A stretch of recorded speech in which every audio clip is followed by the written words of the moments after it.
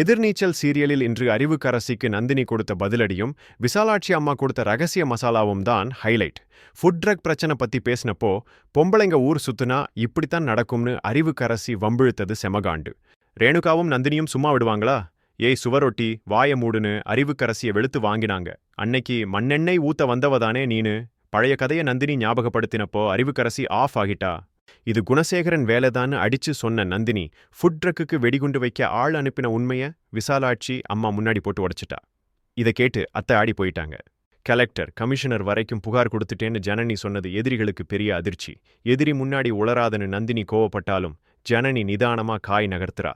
Food ட்ரக்கை அங்கேயே விட்டுட்டு வந்தது நந்தினிக்கு பயத்தை கொடுத்துச்சு.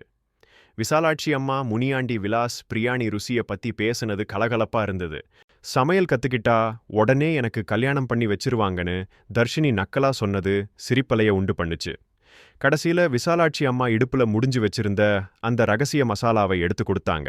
இந்த மசாலாவை வச்சு நாளைக்கு ஃபுட் ட்ரக்ல என்ன புது டிஷ் வரப்போகுது? ஒரு பக்கம் குணசேகரன் சதி, இன்னொரு பக்கம் விசாலாட்சி அம்மாவின் பாசம். ஆட்டம் சூடு பிடிக்குது.